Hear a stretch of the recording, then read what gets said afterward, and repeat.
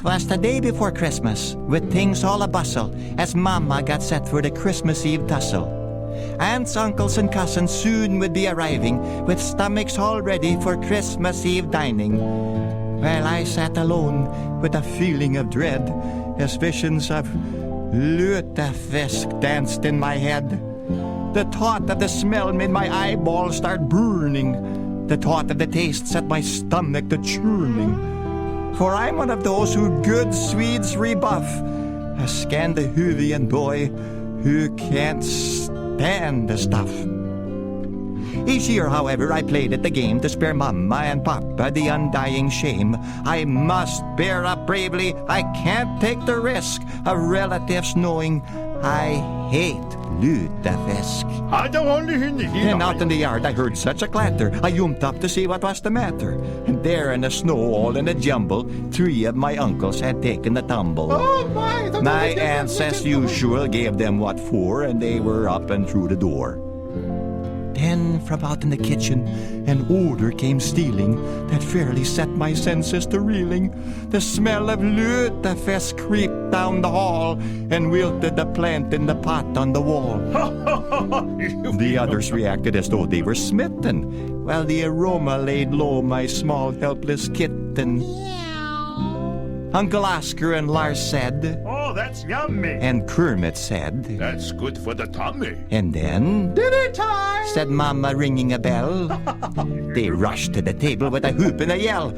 I lifted my eyes to heaven and sighed, and a rose on the wallpaper withered and died.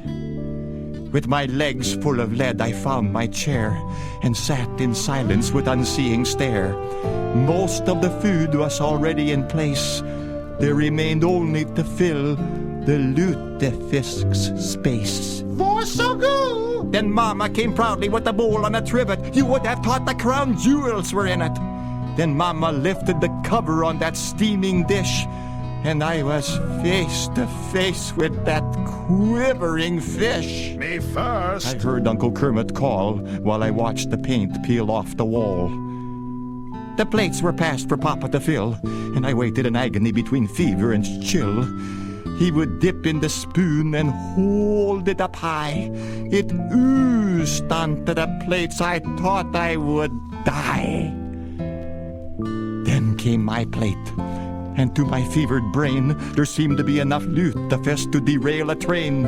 With butter and cream sauce I tried to conceal it. I salted and peppered, but the smell would reveal it.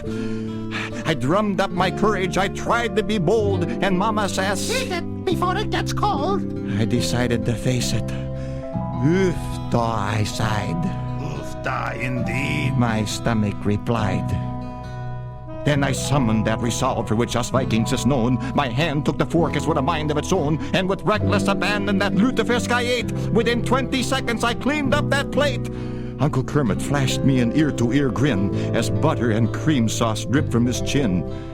Then to my great shock, he whispered in my ear, "I'm sure glad that's over for another year." It was then I learned a great and wonderful truth, that Swedes and Norwegians from old men to youth must each pay their dues to have the great joy of being known as a good Scandahoovian boy.